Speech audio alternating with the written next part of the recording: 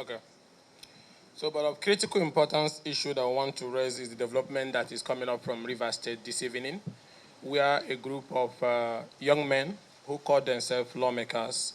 Why I use that word is because going by the provision of the Constitution, both Section 109, their seat has become vacant a long time ago, because if you go by the provision of Section 109, that once you cross carpet from the party upon which you were elected, and there's no division in that political party, that seat automatically becomes vacant. And it's so painful that because they joined the ruling party APC, this provision have not been enforced, and they are being used as a tool to continue to weaken the party, the government in Rivers State. So it's on that note that the development today, where they say they have override the assent of the governor and have vetoed and passed the reforms, the local government reforms, is unacceptable to us in the opposition. Actually, what is happening in Rivers right now is people are trying to lay the foundation for political crisis and violence that will engulf that state.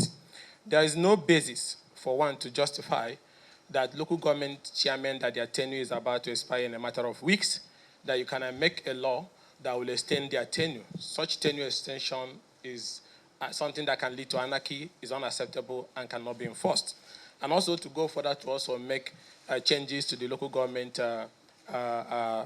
commission is also unacceptable. And that is why we called you here today, to make it clear that purporting to override the governor's veto without sending the law to the governor is a recipe for chaos and lawlessness.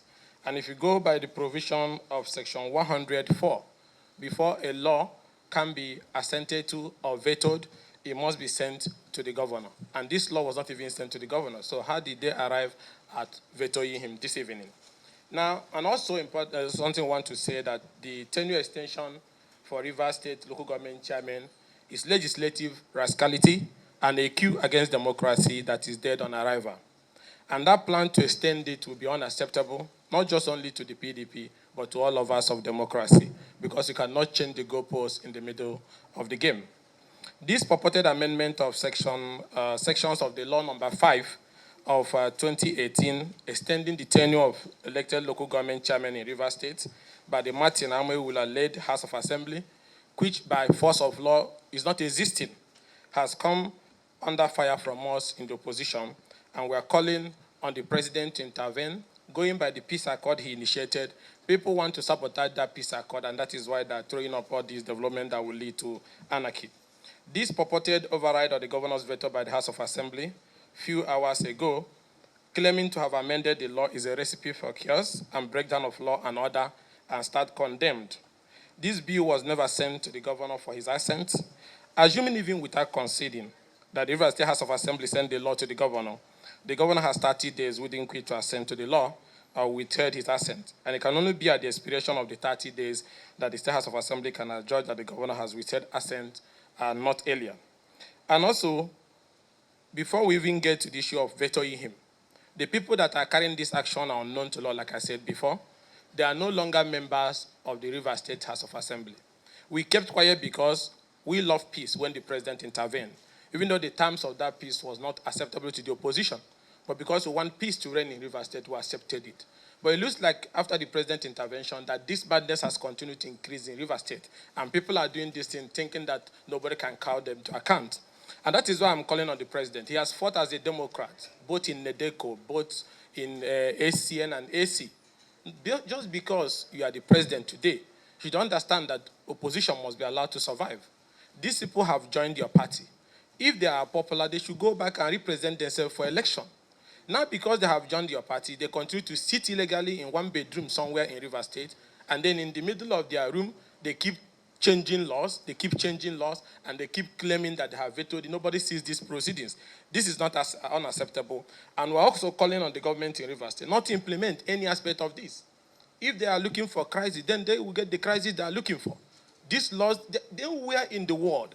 Weeks to expiration of tenure of elected officials, you extend those tenures just because you feel you have the numerical number. And these numbers that you are claiming that you have, as long as the law is concerned, is unknown to the law. These gentlemen are no longer members of that House of Assembly. So that is why we're also calling on the Inspector General of Police and the heads of security agencies to call them to order, because what they are doing is an invitation to anarchy and an inglorious attempt to sabotage that presidential peace accord. These Rivers Assemblymen are truly acting like people who do not hold the sacred, who does not hold the sacred mandate of the people. They should have known that this plot is a deliberate invitation to anarchy, an inglorious attempt to sabotage the presidential peace accord. So that's why we are calling on the president to call his party men, because they are now his party men, to order to avert a total breakdown of law and order in Rivers State. Because breakdown of law and order in Rivers State is imminent, going by the rascality of these men who are no longer legitimate members of an elected state assembly. And also, the opposition is also calling on the remaining few members of the Rivers State House of Assembly who are now statutory members of the House of Assembly and who has formed the quorum going by law because of the vacancy in this seat, to immediately take control of leadership of the Rivers State House of Assembly by electing a replacement speaker that will take over from the outgone speaker, Right Honorable Edison Ehi.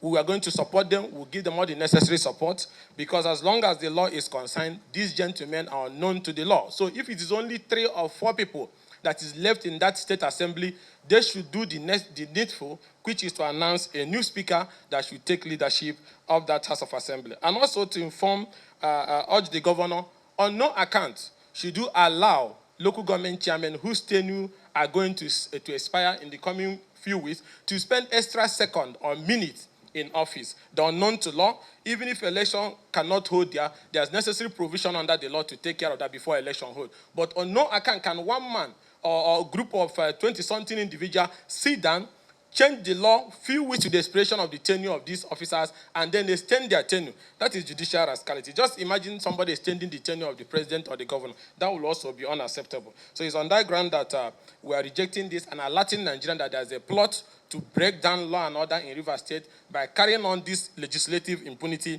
by these former members of the Rivers State House of Assembly. And also, we're also calling on INEC Chairman, Professor Mahmoud Yakub, to fulfill those provisions of Section 109 or thereabout, which gives him power to conduct election. There have been letters written to him to conduct election in those vacant seats, which was written by the acting speaker then, Edison Ehi. So we are calling on INEC to move immediately and conduct by-elections so in those seats in Rivers State House of Assembly that have been declared vacant by virtue of cross-carpeting of those gentlemen to All Progressive Congress Party. Thank you.